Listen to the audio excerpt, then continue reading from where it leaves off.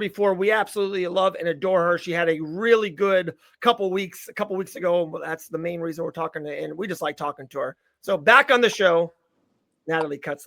Hey, Natalie, how are you? Good. How are you? Are you on your phone? Yes, I am. Can you go sideways with it? Yeah. Is this good? Nope. It didn't go. Maybe you have it locked. It's okay. You can go straight up and down. Let me fix it real quick. My fault. I should have told you that off there. My fault. There you go. You're good. Cool. Awesome. How are you, friend? Good. How are you? Doing good. We are very, very blessed over here. I have a lot of stuff for you, but please take me to Serbia. Like, that's where we want to go first. If I could ask, how did the competition come to be? Like, how did you get? Is that something you have to get invited to, or like try out to go fight over there? Yeah. It's by invitation. So James Gray, the head coach of Scorpion Fighting System, my coach, and he's also the coach of Team USA. So he can kind of like, he has to go through like a series of board members to see who can be like selected on the team. Okay. And then I was selected after that fight I had recently at Island Fights. And it was kind of, yeah, it was a good fight. It was kind of a gamble picking me because I'm 2-0, so I'm still really new. Yeah. And since it could be like, you know, there are professional fighters there. Like, I fought a professional fighter for the championship and things like that. Real quick, I was just going to add, that was one of my questions. So there could be amateurs versus pros in this. Yes, but it's all amateur rules. Okay. So yeah. Okay. But yeah, so it's kind of like a gamble picking me. Like, they didn't know like how I would, you know, do or like fare. And yeah, I came up and I showed out. So it was great.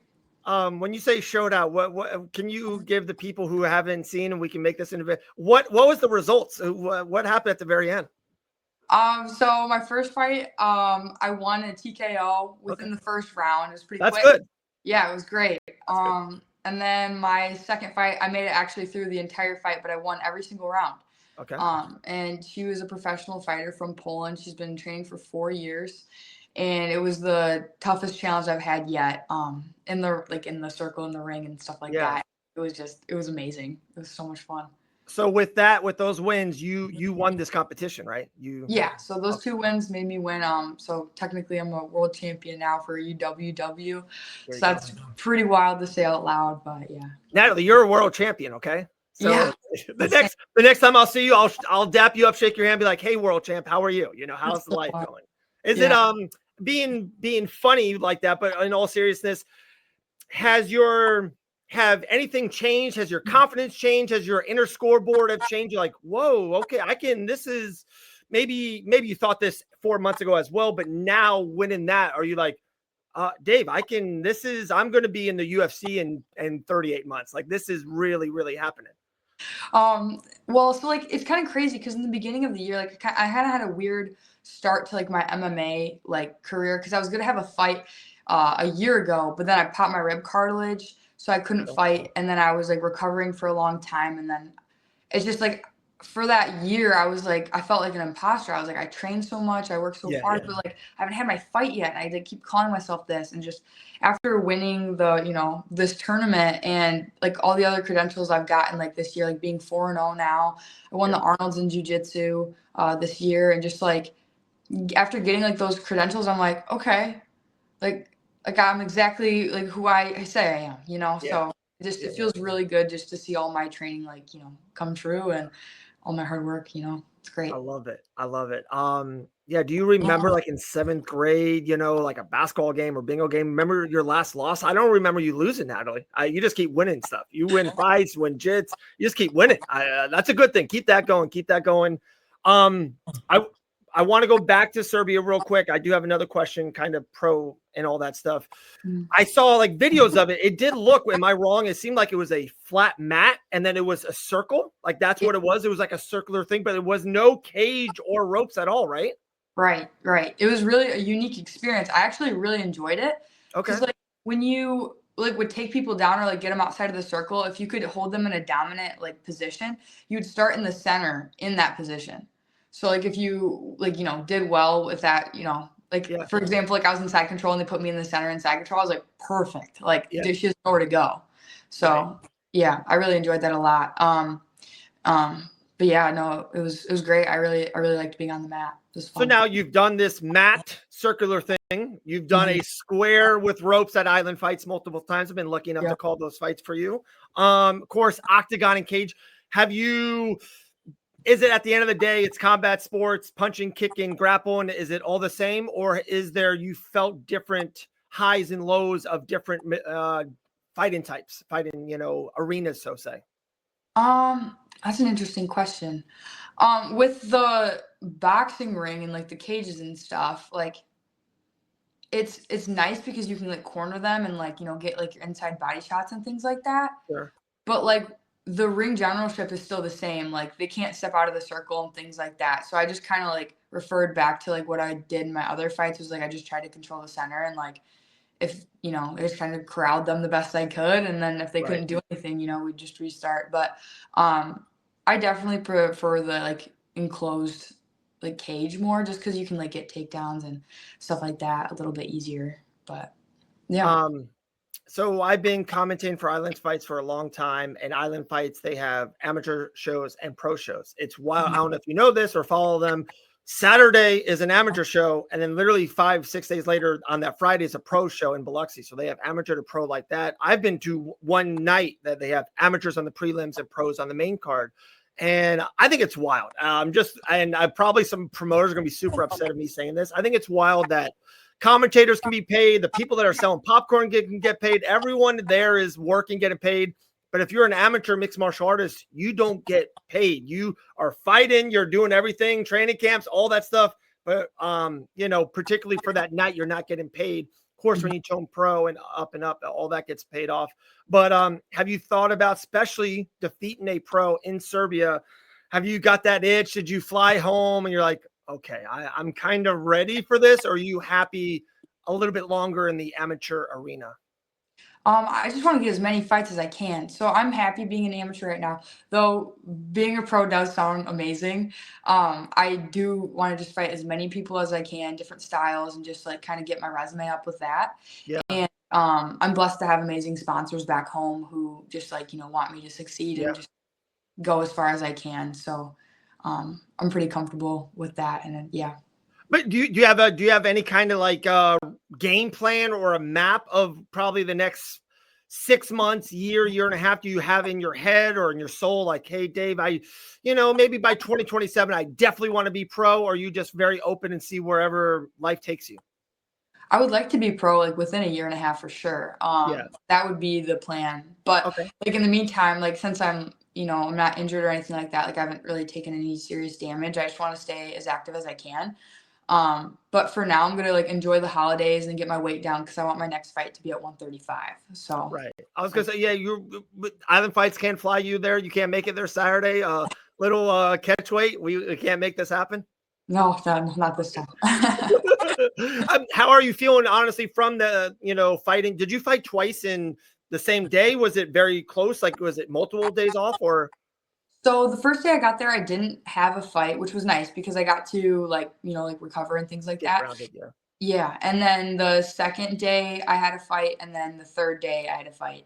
Okay. So the day to day. But the first fight I had, it was like 30 seconds, so it wasn't like quite as long. But the second fight, I definitely I felt it the next day. Like my legs, it's always my foot and my shin that just get destroyed just because of those like kicks.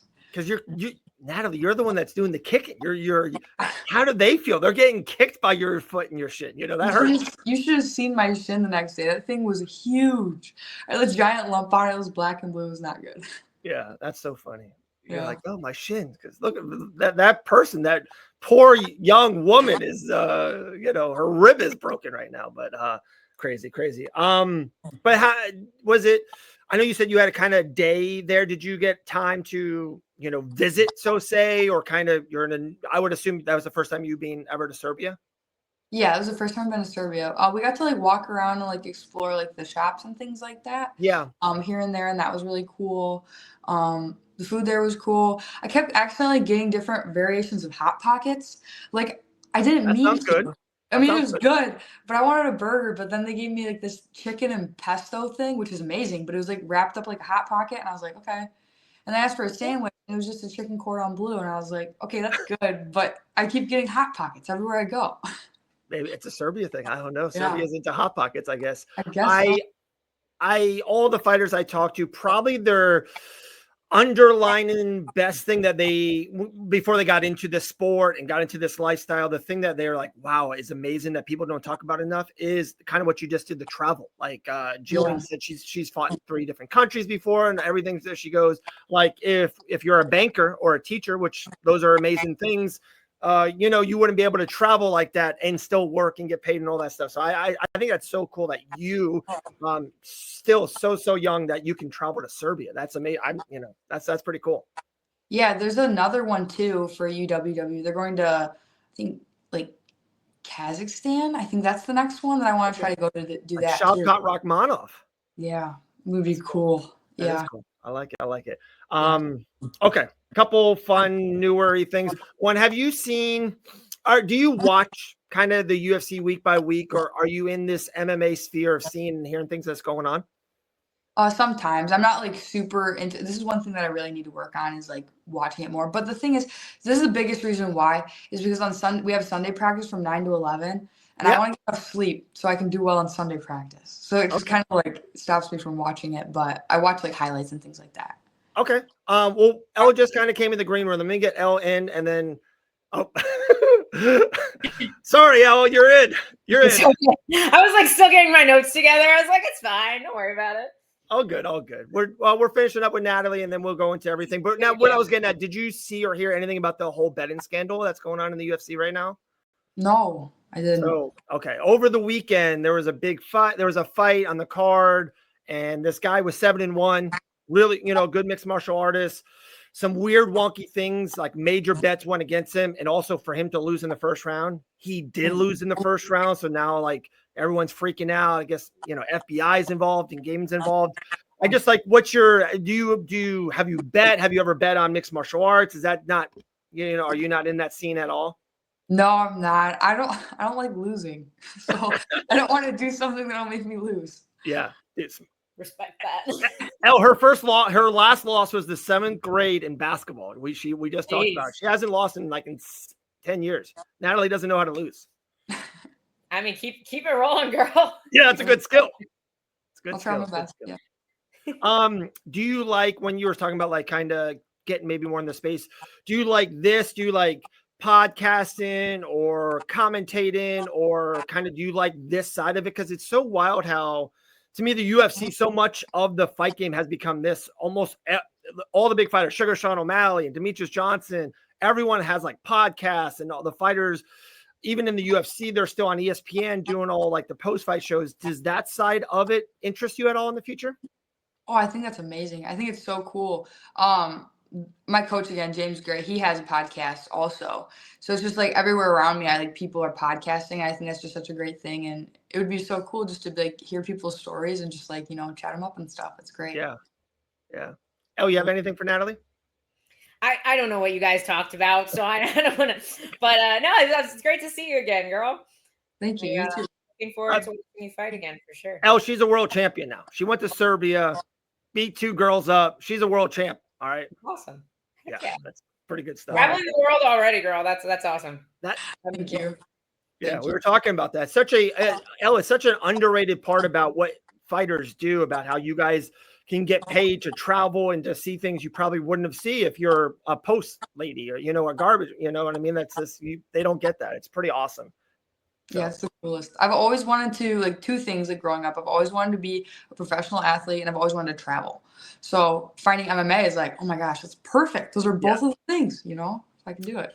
When you said about athlete, what other things did you do when you were younger that you thought maybe, I would assume when you were 8 years old, maybe you weren't thinking you were going to be the next Ronda Rousey? Did you have any other dreams of athletic, when you were younger? Other sports? Oh, yeah. Sports for my entire life. Like any sport that you can name, I've done. Even in college, I've done a few random seasons. Like I did a season of soccer in college too. Okay. Not a lot of people know that. I did a season of soccer. I wrestled, I did track in college, and then they needed me for a cross country meet because they needed one other person to make it to conference. So I ran that too. So just like anywhere and everywhere, I've done it. But growing up, Taekwondo, it was my biggest thing ever, and I was 100% committed to that. until I got to high school. And then my coach told me, he was like, hey, you need to pick a sport that'll get you a scholarship, because Taekwondo, it won't do it, So then I picked up a discus, and I could chuck it really far. And I was like, okay, that's cool. And then I got almost a full ride for that for college. And then my coach wasn't too good, so then I wrestled and things like that. You guys know that story. I didn't know you threw discus, so one of my friends is a Olympian in discus. Yeah, so such an impressive sport. The technique is really incredible. Well, that's why I think like sometimes like with these body shots, like we were doing body shots on like Monday morning, and I was just ripping them, and I was like, this is exactly like a discus throw. So it's just cool how like all these sports are like translating to MMA. Because MMA is the ultimate sport. It's all of them combined. So I think it's just amazing that like each part of my life has been like kind of like collectively preparing me for this. So it's pretty cool.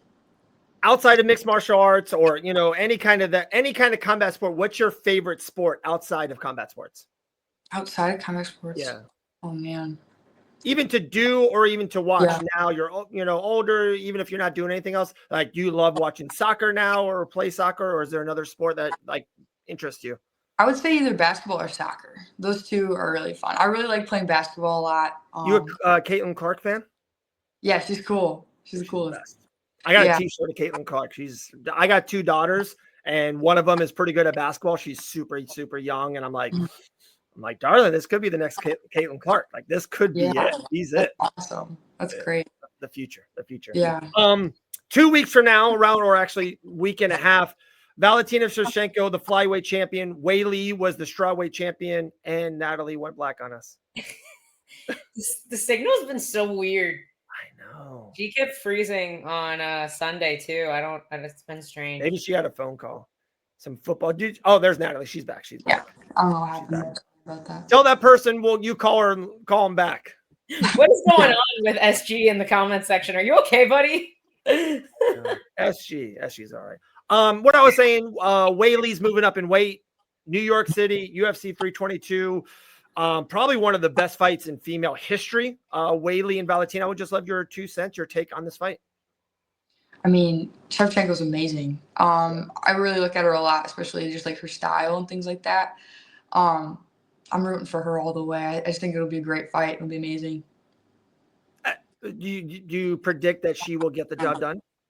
That's the plan. Yeah, for sure. Okay. All right. I like it. Look at that prediction. So they could cut that up. That's a post right there. Man. Well, Natalie, it's always great talking to you.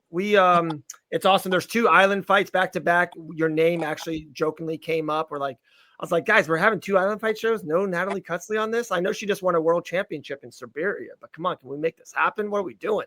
But what is next? If you had like a perfect date in your head to fight next, circle that calendar on us for? Oh, like January, February. Like I said, I'm just trying to get that weight down, and then have my next fight at 135. So, I don't want to cut as much as I did for the second fight. That was kind of a big cut. I cut 11 pounds.